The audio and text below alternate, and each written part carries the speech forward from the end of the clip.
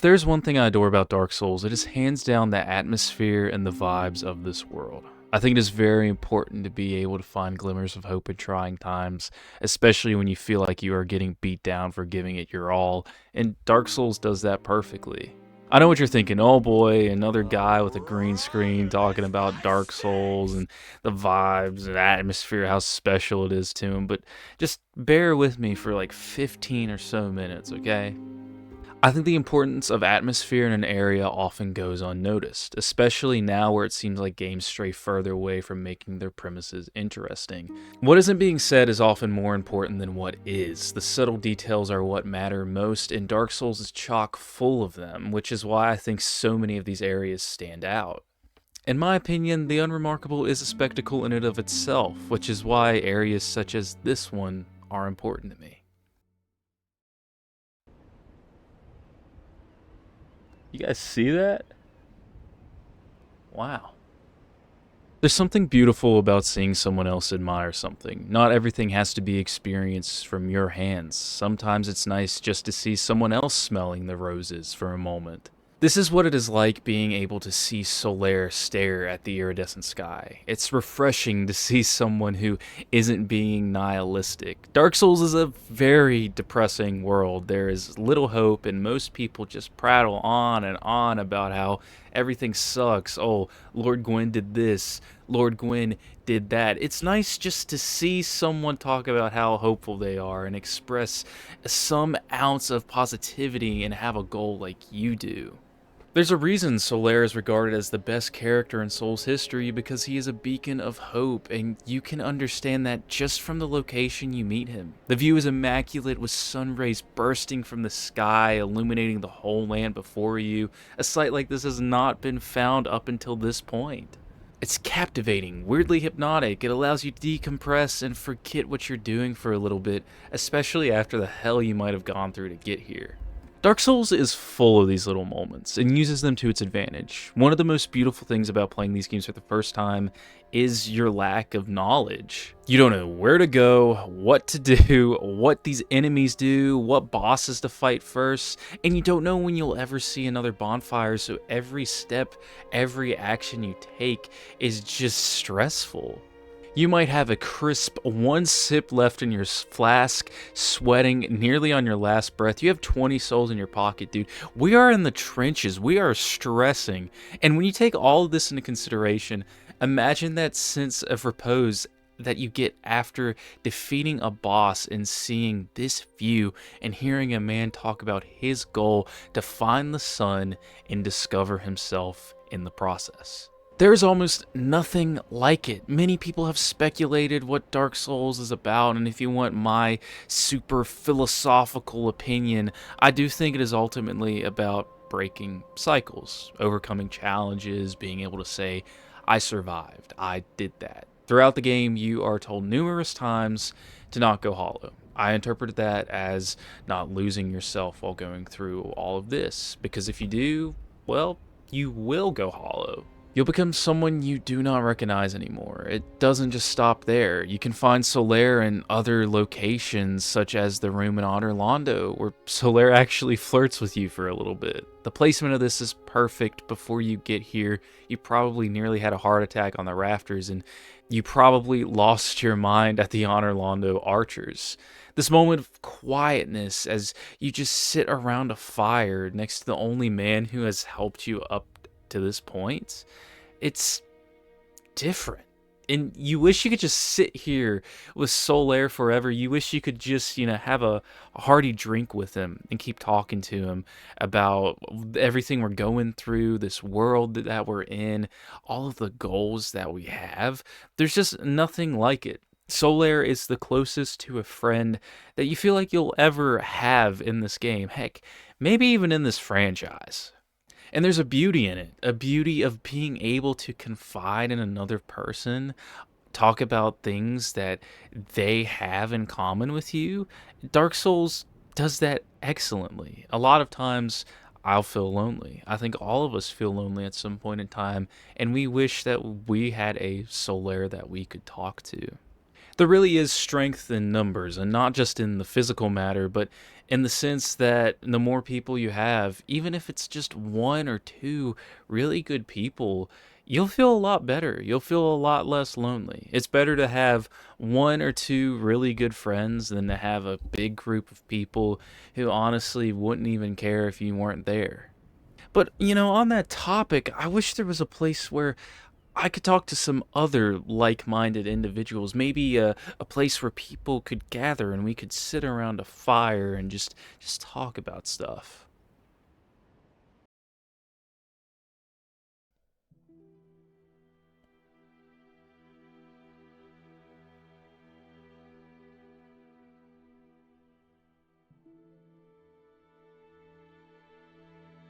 It wouldn't be a video about the vibes of Dark Souls if I didn't talk about Firelink Shrine. This is probably the location someone will mention if you were to ask them, what is the calmest area in Dark Souls? The lonely tree and the well near the bonfire makes me speculate if anyone has ever used this in a spur of moment hopelessness. I don't know. There's a depressed man constantly pouting in your ear, which is always nice, and one of my favorite details being that there's this gigantic crow looming over you at all times, and you can actually use him to get to the asylum you came from for some bonus content. You can also see a bit of Blighttown below, as well as some of the upper and lower Undeadburg. One detail that was snuffed out from the game, which I really wish was kept in, is the addition of Andre being in Firelink Shrine and eventually moving the statue here to unveil a new area or something like that. I don't know exactly what it was meant for.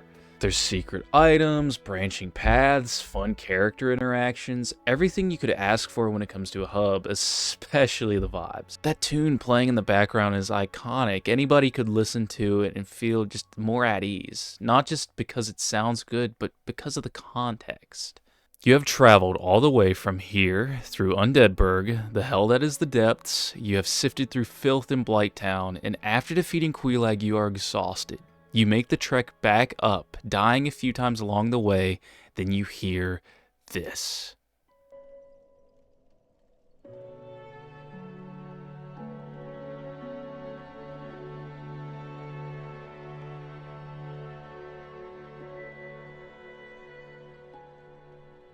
There is nothing like this in another video game, and I am being dead serious. I have yet to play a game to capture this feeling of awe and euphoria upon hearing a song. It's like a warm hug and someone telling you congratulations.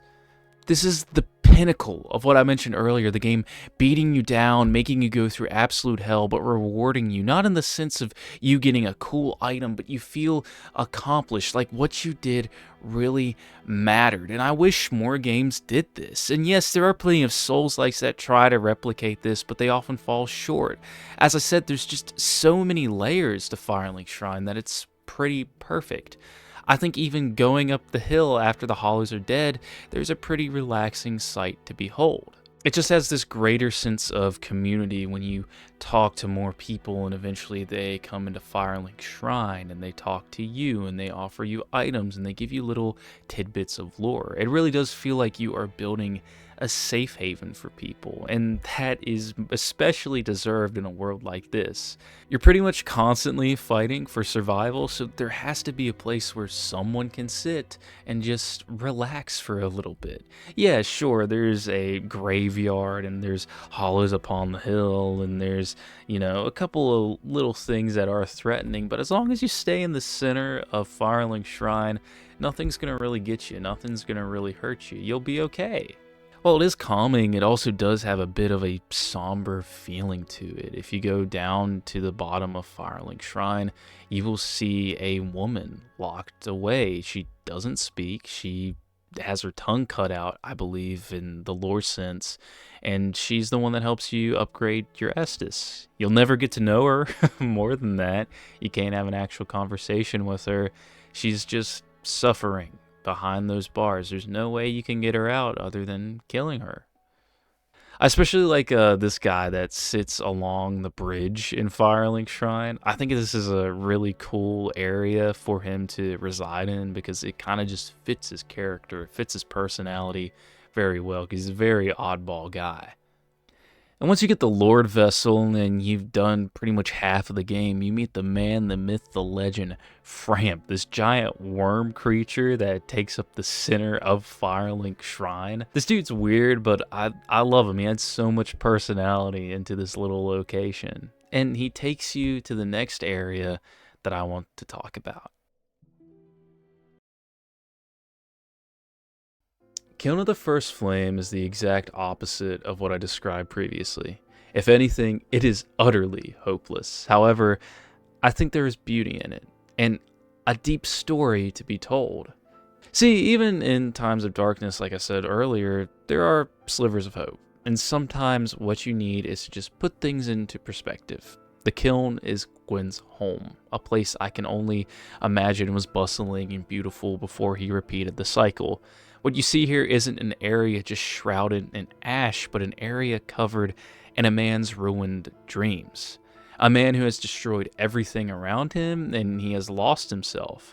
You literally see the souls of his soldiers passing the bridge to another realm, and I just want to take a second to say that this is one of the coolest spectacles of imagery in Dark Souls. You literally get to see these soldiers, some of them might be soldiers that you actually killed throughout the game, passing into the afterlife. At least that's how I interpret it.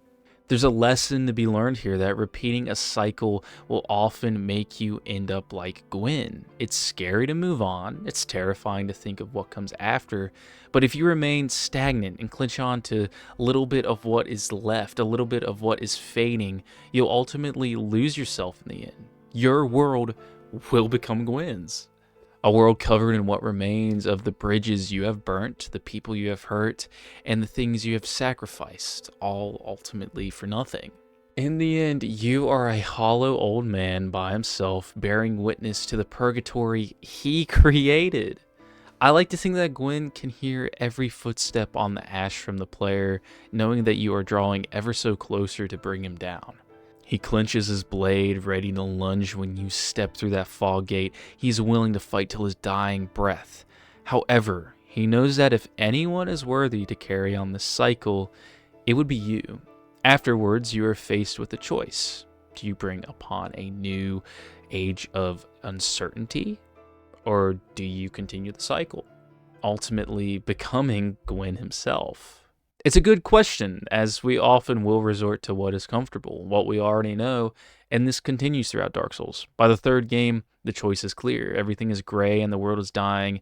There's hardly any life at all, so they send you, the Ashen One, someone, to put an end to the cycle. Now you might be asking, well, what's the hope that you can, draw from this? It just kind of sounds depressing. And the hope, if you ask me, is knowing that you have a choice. You have a choice to either take that plunge, and start something new and go into, yes, this uncertainty, but there's a beauty in what is uncertain because you don't know what's going to come from it. And while that is scary, you have to think, what can come from this can be beautiful. It can be something new, something exciting, something different. Yes, while it is scary, I'm welcome to it. Yeah, you are seeing remnants of what is left and ultimately stuff that is dying from Gwyn's doing, but you have to think about it in your own terms. Do I want to end up like him? Do I want to be him? Do I want to be this old man clinging on to nothing? So the hope is in that question right there. I'm not going to become that.